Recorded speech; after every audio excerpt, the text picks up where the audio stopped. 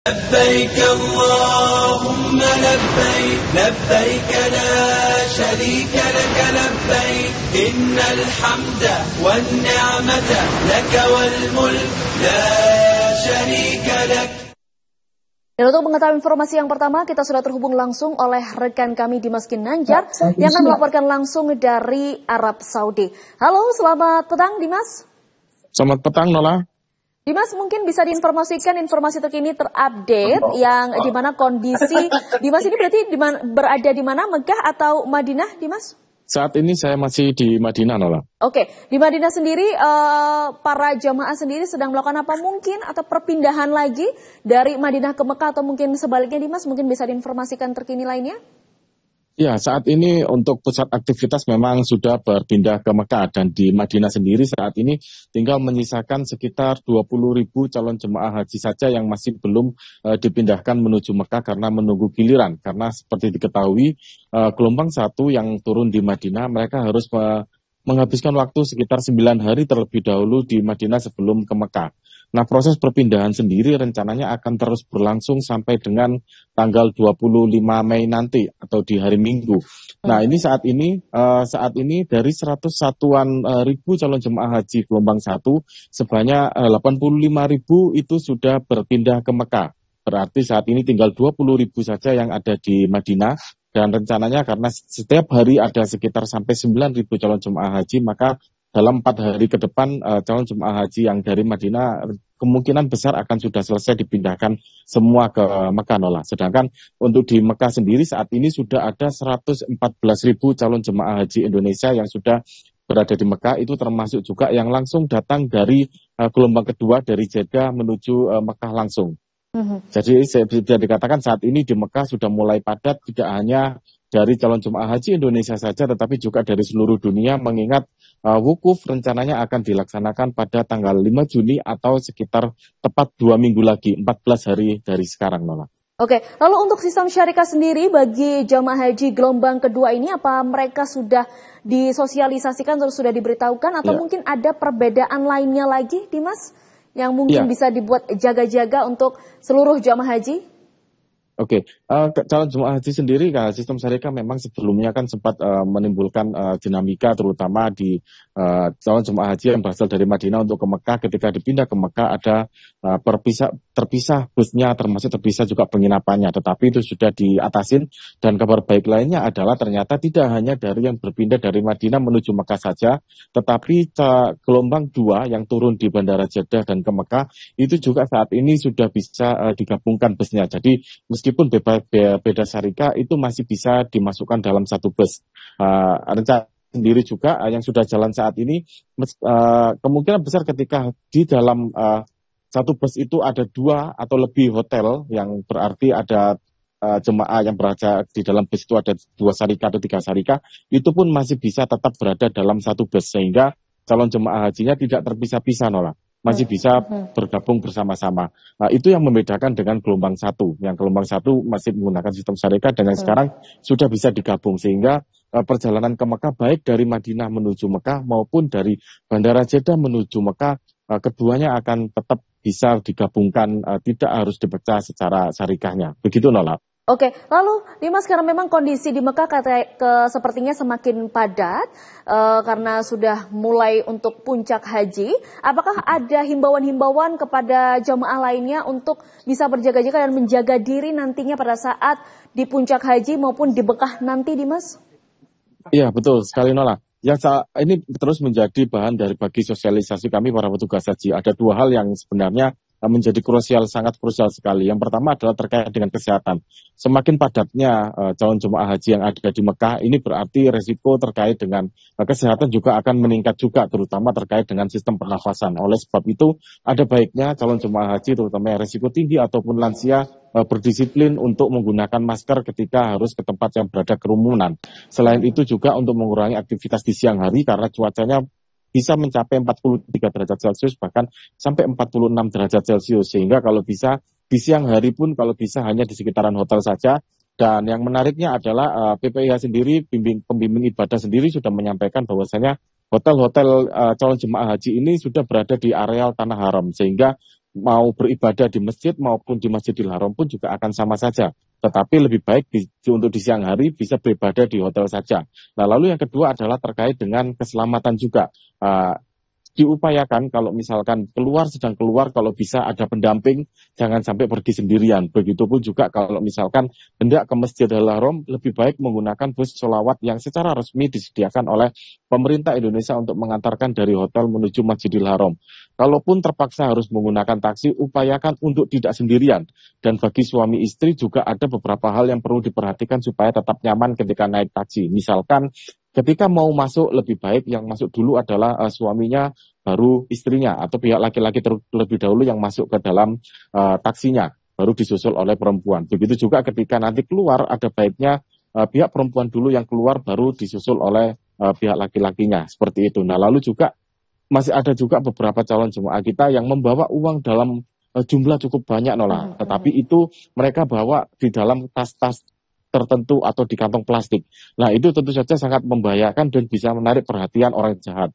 Oleh sebab itu, jika ada membawa uang cukup banyak, lebih baik dititipkan saja entah di hotel maupun di ketua rombongannya, supaya lebih aman. Dan selain itu juga dimanapun berada, tidak hanya di Tanah Suci, begitu juga misalkan di tanah air, diharapkan untuk tidak memakai perhiasan berlebihan, karena kalau misalkan mencolok juga tetap akan bisa mengundang kejahatan. Seperti itu, Nola. Oke, baik. Terima kasih Dimas atas segala laporannya. Kita masih akan terus menunggu informasi terupdate terkini lainnya dan selamat bertugas kembali. Nah, pemirsa, kita akan melanjutkan ke informasi selanjutnya yang dimana menjelang puncak ibadah haji di Arafah Kota Mekah Al-Mukarramah semakin padat oleh kehadiran jutaan jemaah dari seluruh dunia. Hingga Kamis, lebih dari 112.000 jemaah haji asal Indonesia telah tiba di Mekah. Panitia Penyelenggara Ibadah Haji atau PPIH Arab Saudi menghimbau jemaah untuk selalu waspada, tidak berpergian sendirian, dan menghindari membawa uang tunai dalam jumlah besar.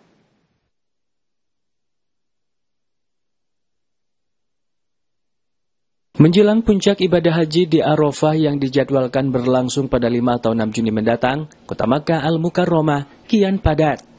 Data Siskohat pencatat hingga Kamis pagi waktu Arab Saudi, sebanyak 112.533 jamaah haji Indonesia telah tiba di kota suci ini. PPIH Arab Saudi mengingatkan jamaah untuk selalu bergerak berkelompok dan menghindari bepergian sendirian, bahkan untuk keperluan di hotel. Jika terpisah dari rombongan, jamaah diimbau segera menuju titik temu seperti depan Zamzam Tower atau WC3. Dalam hal transportasi, jamaah diminta menggunakan bus sholawat resmi yang disediakan pemerintah yang beroperasi dari 3 terminal utama, Shib Amir, Ajiat, dan Jabal Ka'bah. Jika harus naik taksi, jamaah disarankan tidak sendirian. Selain itu, PPIH mengimbau agar jamaah tidak membawa uang tunai dalam jumlah besar dan tidak mengenakan perhiasan mencolok. Barang berharga sebaiknya dititipkan ke tempat aman atau dikoordinasikan dengan ketua rombongan. Kita himbau ke jamaah karena sudah disiapkan bis sholawat ya untuk bisa mengantar jamaah dari hotel menuju ke Masjidil Haram, dan juga disiapkan 3 terminal. Ada terminal Shib Amir, ada Adjat, dan juga ada namanya Jabal Ka'bah. Ini agar jamaah merasa mudah bertransportasi atau berkendara melalui hotelnya menuju ke Masjidil Haram. Kalau memang terpaksa harus naik taksi atau kendaraan umum, kami sarankan agar jamaah itu tidak sendiri. Baik laki-laki maupun perempuan, harus ada pendamping, apalagi yang lansia atau yang sudah sepuh, harus kita dampingi. Kemudian trik-triknya yang bisa memberikan rasa aman dan nyaman buat jamaah, terutama jamaah haji suami istri misalnya, naik taksi, ini kami sarankan trip agar lebih aman dan nyaman, yang naik taksi duluan tuh bapak-bapak atau suaminya. Kemudian setelah taksi itu berjalan ya, kemudian sampai di tujuan, maka yang turun duluan istrinya, baru setelah itu suaminya. Nah, itulah untuk menghindari hal-hal yang tidak diinginkan. Oleh karena itu, hal ini bisa dipedomani oleh seluruh jamaah agar dalam berkendaraan, melakukan transportasi di sini dapat merasakan rasa aman dan nyaman tentunya. Langkah-langkah ini diharapkan dapat menjaga keamanan dan kenyamanan jamaah selama menjalankan ibadah di Tanah Suci. Disiplin dan kebersamaan menjadi kunci utama keselamatan di tengah padatnya aktivitas haji tahun ini. Sementara itu, jemaah haji Indonesia gelombang kedua kini menikmati sistem transportasi yang lebih efisien dari Bandara Jeddah menuju Mekah. Berbeda dengan gelombang pertama yang sempat terhambat karena pembagian syarikah, pemerintah Arab Saudi kini memperbolehkan jemaah dari syarikah berbeda menumpang satu bus. Perubahan ini diharapkan mempercepat mobilisasi jemaah dan menghindari penumpukan.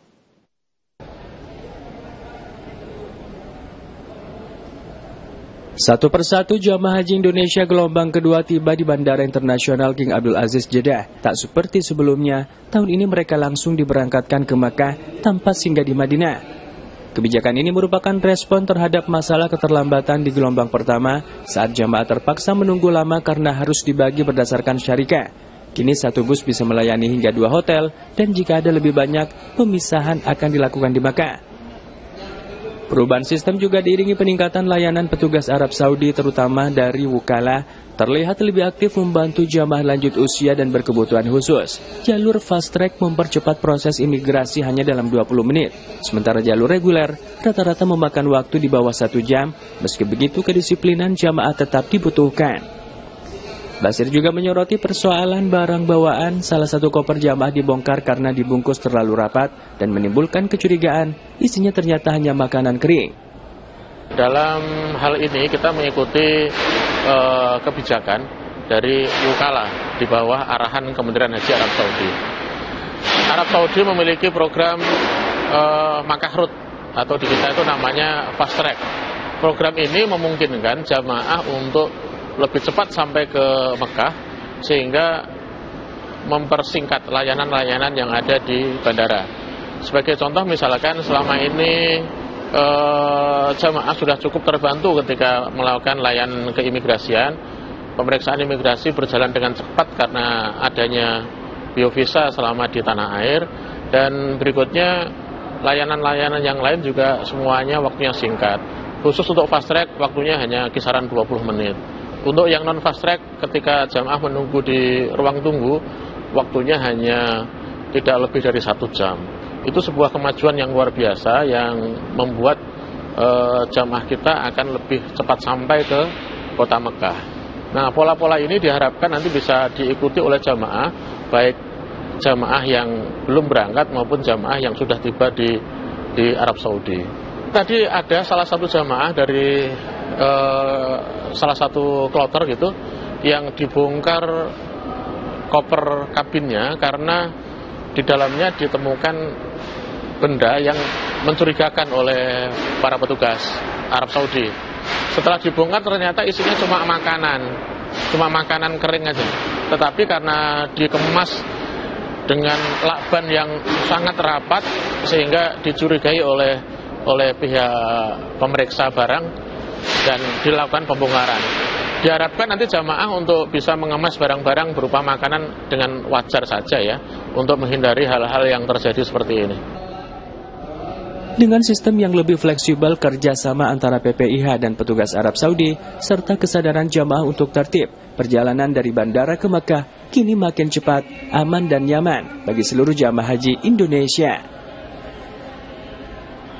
لبيك اللهم لبيك لبيك لا شريك لك لبيك إن الحمد والنعمة لك والملك لا